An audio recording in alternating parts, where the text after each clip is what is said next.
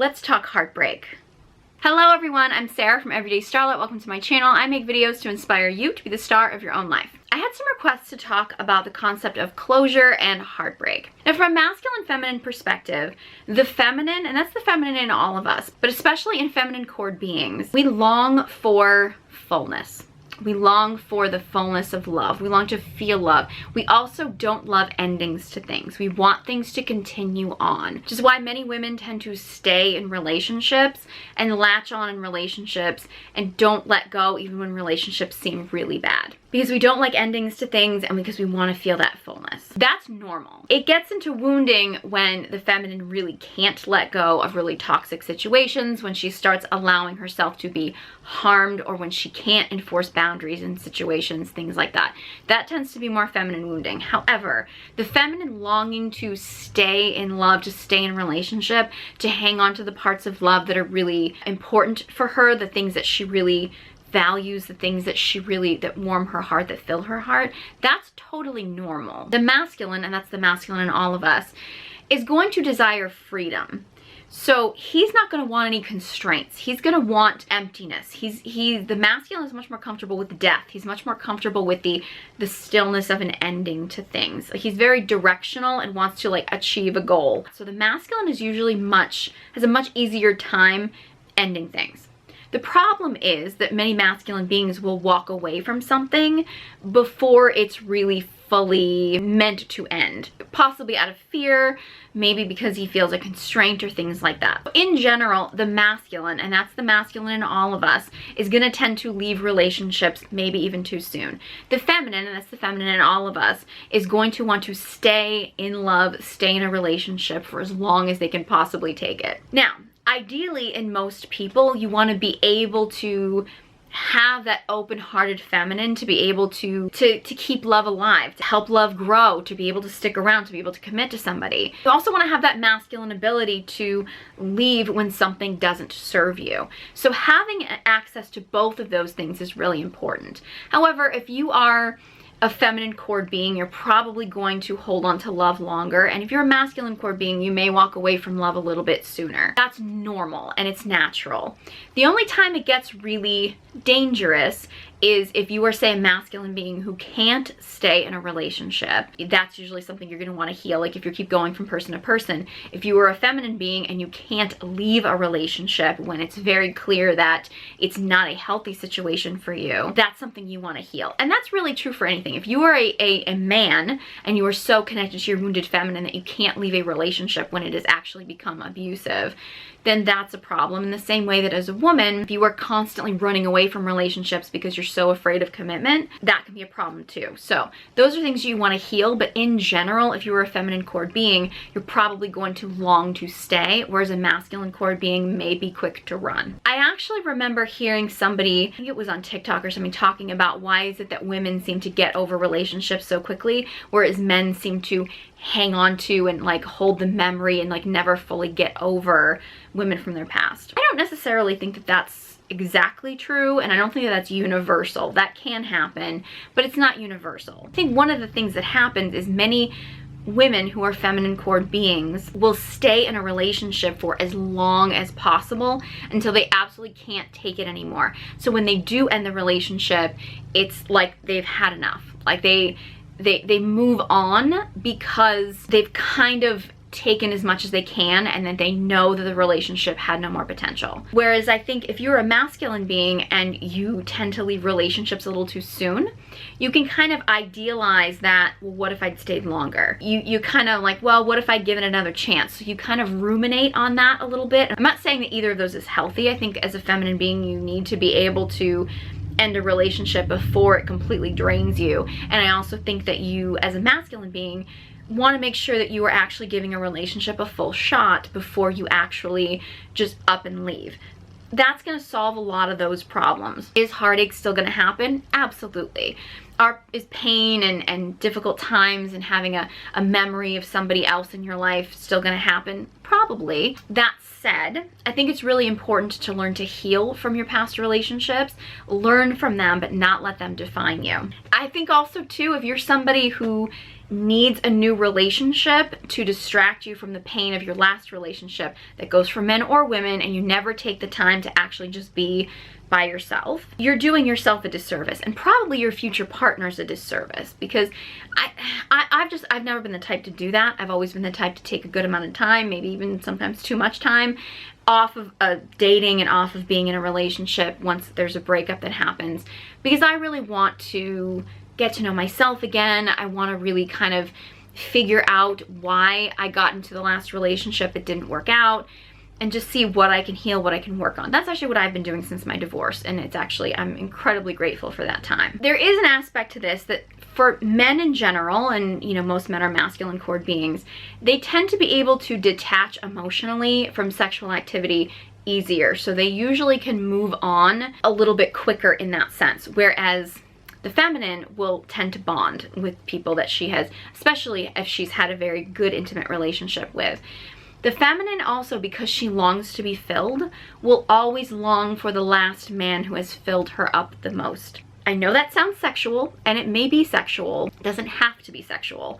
It could be the last man that filled her up with intellectual intelligence.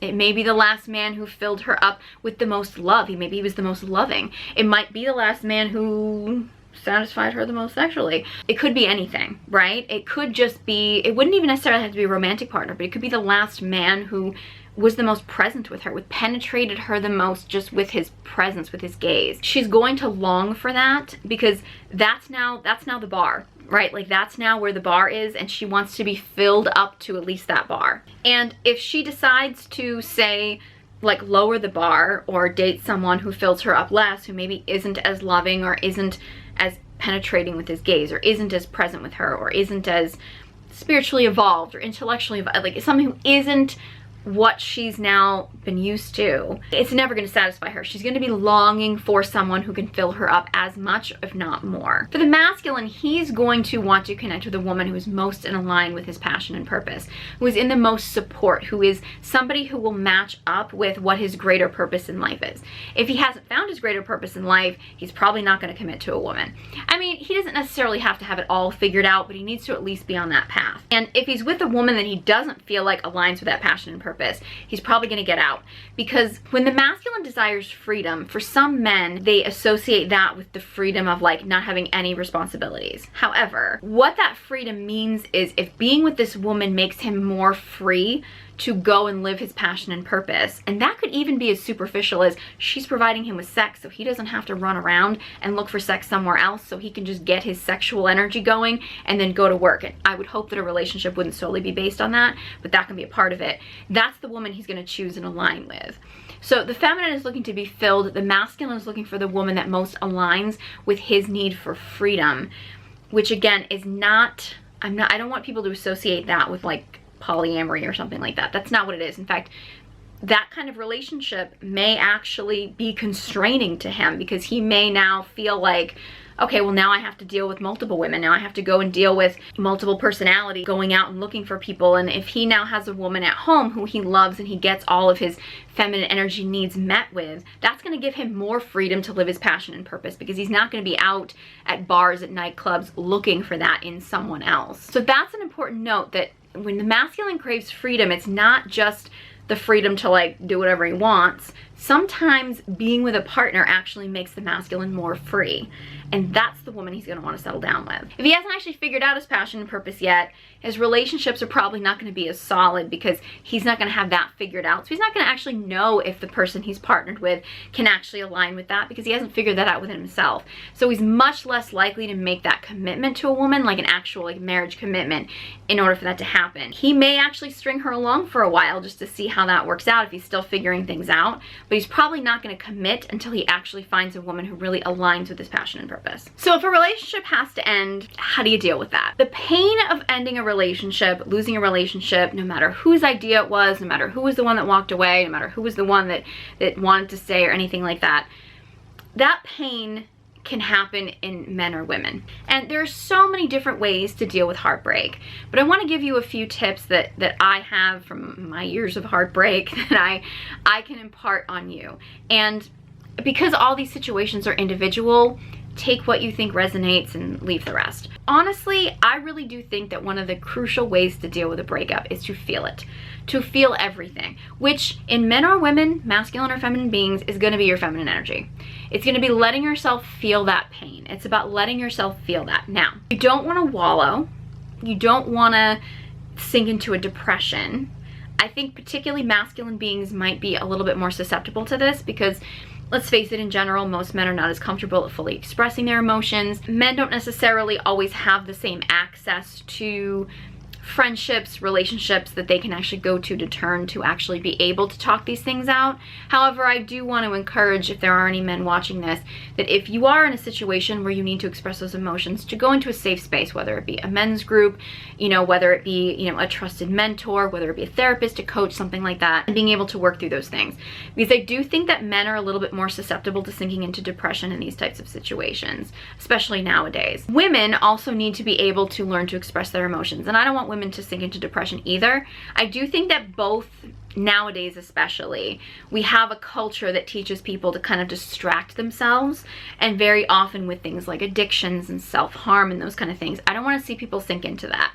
So I don't want to see you try to suppress your emotions. I don't want you to necessarily wallow in them, but working through them and actually letting yourself feel everything will help you work through them faster. I also, honestly, I really love getting creative. I think using that pain as a creative outlet, even if it's just for you, even if it's something that you never show anyone, or it might be something you decide to show people, I think working through that and actually taking something that was maybe a negative experience or something you viewed as a negative experience and turning it into something beautiful and creative. It could be, like visual arts, like something like, painting or sculpture or something like that. It could be some kind of written arts, like writing poetry or a screenplay or something like that, like doing something creative. Gotta admit, I mean, I did stand-up comedy for years and a lot of my best work came from some pretty dark places. Now, I don't encourage you to live in a dark place just to be creative, which a lot of creative people do. I've done it before.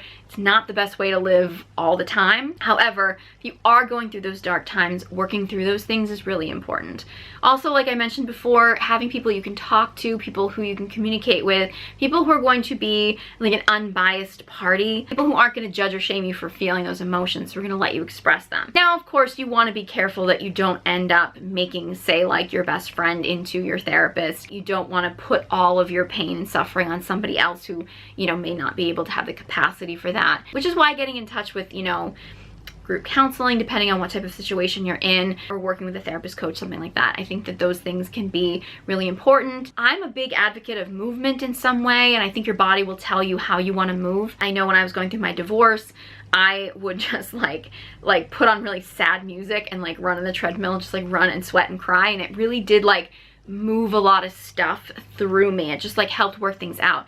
Dancing, and even just like putting on a song and whatever you're feeling. I mean, Alanis Morissette's great for this kind of stuff, like just putting on a song that is the mood that you're feeling, whether it be angry or sad or something, and just like moving that through you, like that stuff is really important. And I also find it interesting that like some people will write these long paragraphs to people with this whole like, this is what you did wrong, this is how you hurt me and stuff like that. I'm not a fan of that. I don't do that kind of thing, like that's not my thing. But I would actually encourage people to do that, but handwrite it. Like handwrite it in a journal or something. Like do that, because it can be incredibly therapeutic. If you type it on a computer or on your phone or something, if you type it out, you could be really tempted to send it.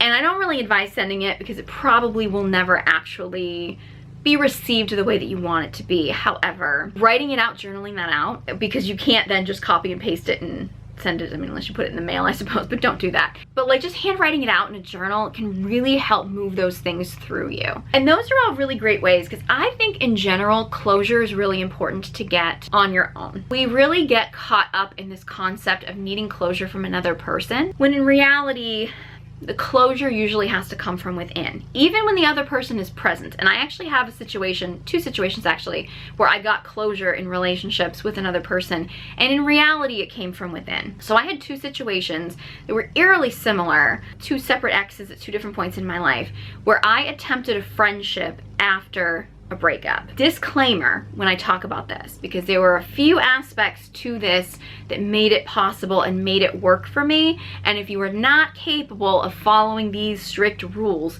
do not try to be friends with an ex. One, I let time go by in between when we tried to be friends and when the breakup happened. So neither one of these were like, we just broke up and we were like, hey, we're gonna be friends, and we started hanging out the next day. Neither situation. One time it was actually a year. We didn't actually speak for a year, and then we ran into each other and we're like, hey, we should hang out, we should try to be friends. The other time it was actually like 3 years after we broke up. He had tried to reach out a couple times and I had said no, I wasn't ready at that point. And then it was about 3 years total after our breakup that we kind of had a conversation and decided to attempt a friendship. So time had gone by. Usually right after the breakup is when the emotions are the highest and you haven't really managed to settle into a life as not a couple. I don't tend to jump right away from relationship to relationship. So in both cases, I took a good amount of time to myself, but I wasn't like sitting around waiting for this other person. So that wasn't what it was. But I took that time, like that person was just not in my life for that period of time. The first time was before social media. The second time, social media wasn't as big a thing at that point. It was just kind of starting up. So it was a little bit easier to kind of release those people at that time period, but you know, whatever you have to do to kind of keep that person out of your life. The next crucial part was when I said just friends, I meant just friends. I had strict boundaries. No sexual lines were crossed. I knew exactly where the line was and I didn't cross it. In both cases, they thought that friends meant friends with benefits, and I made it very clear the minute that they tried something that that was not the situation. So I had very strict boundaries around that. I was not gonna let my hormones, my oxytocin get all complicated again getting involved with these guys. It was strictly a friendship. And if you are not able to follow those strict rules, don't try this at home, okay? Seriously, you need those strict boundaries in order to make this work. Now, in both cases, which were two totally different guys, but it was eerily similar how it worked out. In both cases, what I had done, which is my typical thing in Sex and the City terms, I'm a Charlotte. I had built these guys up to be, like, I put them on such a pedestal. Like, I just thought that they were so amazing. I thought they were so great. Like, I was like, oh my God, I'm so lucky to be in a relationship with them. And in both cases, they ended the relationship before, I would say before the honeymoon period kind of happened, where I realized what they were really like. So they ended things early in my mind and ran away, whereas I was still in that kind of like goo-goo-eyed love phase. So when I actually attempted to be friends with them, what happened was, because time had gone by and because I wasn't having any kind of physical interactions with them, I started to see them for who they really were. And I started to realize that they were not as great a guys as I originally thought. In one case, wasn't a horrible person, we just were definitely not aligned, and he was definitely not a good match for me. In the other case, he actually was I would go so far as to say he might have been a sociopath. He was not a good person. But I got to see that because I removed myself from the emotions of this fantasy idea that I had initially, and also because I did not let any kind of like physical stuff cloud my judgment. That gave me closure. However, in reality, what it did was it gave me closure within myself to take this person off a pedestal. Did I need to do those friendship things in hindsight in order to take them off a pedestal? No. I learned from those situations to not put a man up on a pedestal like that, because the higher you put a man up on the pedestal, the farther he has to fall. And I will actually tell you that interesting. The second guy, who was actually very manipulative, when I would see him after our breakup, even after the friendship thing, and I would see him like in the world or whatever, and I didn't have anything to do with him after the friendship clearly didn't work out, I remember looking at him and I would actually say to people who like knew us both, I'd be like, did he get shorter? I mean, like, he was an average height guy, like, it would, and like height isn't that big a deal to me, but like, I actually was like, this guy got shorter. I had put him on such a pedestal. When he wasn't up on that pedestal anymore, he actually visually to me got shorter. It taught me that that closure had to come within myself. I didn't have to jump through those hoops to see who these men really were. I needed to pay more attention to my intuition, to not putting men up on this ridiculous pedestal when I first started dating them, to actually pay more attention to who they really were. And that really was the closure that I needed. That was what I needed to do. I needed to learn those lessons within myself, and that gave me closure. Now, in my divorce, I really do believe the thing that made it so easy for me to have closure from that situation was I really stuck in that situation as long as I possibly could. And so when it was over, it was a relief for me. Like, it was like this release. And I think I had also gotten to the point in my life where I had realized that the relationships I was getting myself into were draining, because I thought that's what relationships were supposed to be. I thought I was supposed to be giving everything of myself and building the other person up. And I was giving too much of myself and I was feeling drained. So what I learned over time was when I wasn't in these relationships, I was fuller than when I was in them, because I didn't have somebody who was draining the life out of me. Partly because I was in my masculine, because I was dating men who were more in their like man, child, wounded feminine. But that was a lesson that I needed to learn. And when we get obsessed with the concept of closure, I think the lesson and understanding what we need to do for ourselves and understanding what we can learn from the relationship, how we can grow from the relationship, that's the closure we need. Like, that's what the closure is actually understanding that, okay, maybe that guy ghosted you. That's the closure. Like, the closure that he was not the right person. And the term that always goes through my mind is sort of like rejection is God's protection, or however you want to look at it, is, you know, when something doesn't work out, it's probably because it wasn't meant to. And that's the closure. Like, that's the key. Seeing the person, saying the thing to the person usually doesn't actually give us the closure, right? I mean, how often have you texted somebody an angry text after a breakup and it's actually given you closure? It hasn't, because it's either stirred up more drama, which just has more emotion and adds more fuel to whatever was going on, so you're still latched onto that person, or when you're stringing it out, trying to pretend that a friendship is possible or things like that, especially if you don't have boundaries, if people still have feelings for each other, stuff like that, you're not actually getting the closure. You say you're doing it for closure, but you're not really getting the closure. So doing the healing work, actually looking at your relationship, taking time for yourself, taking time to connect with communities, to work on yourself, get help you need if you do need help in certain areas. Those kind of things, like, that's the closure you need, is knowing that you're worth someone who actually aligns with you, that you're worth someone who actually is what you're looking for, that as a feminine being, you're worth a partner who's going to fill you up in the best way. If you're a masculine partner, it's knowing that you deserve a partner who truly is going to be in full support of your passion and purpose. That's the closure that you need, is knowing that you're worth something better than what you were settling for because you wanted to hang on to something that wasn't right. So, like, that's the closure that you need. So if you get anything from this video, it is, first, if you are going to attempt to be friends with an ex, you need to have strong boundaries and make sure you take some time to let your emotions settle. Don't fully recommend doing that, but if you're going to do that, you need to make sure you're following those rules. Second thing is, know that expressing your emotions, letting yourself feel everything from a breakup is totally normal, whether you're a masculine being or a feminine being. I do think, especially when you're not in a relationship, it's a great time to connect to your natural core energies, to learn to heal those things. You can absolutely heal your energies while you're in a relationship. When you are single, use that time to do extra healing work and take good care of yourself. Because when you take great care of yourself when you're single, you're going to be so much better set up to know how somebody should be taking care of you while you're in a relationship. And also, I really want to impart on you that that closure comes within yourself.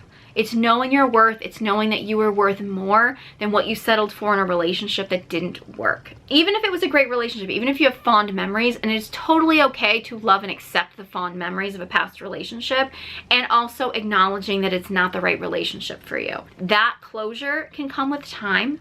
It's also really important to do the healing work. Don't expect instant results. Don't expect to get over it instantly, and enjoy the time you get to express those emotions. Maybe be creative. Spend some time with yourself. Connect to yourself. If you can't, work on why that is. Some great opportunities that happen when you're dealing with heartbreak and you're dealing with the transition from one relationship into bringing in a potential relationship.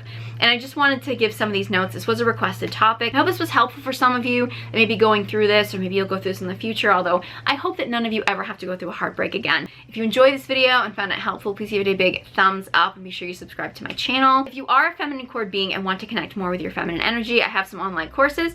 Links are in the description box below, along with links to all my social media accounts. Thank you guys so much for watching, and I hope you join me next time.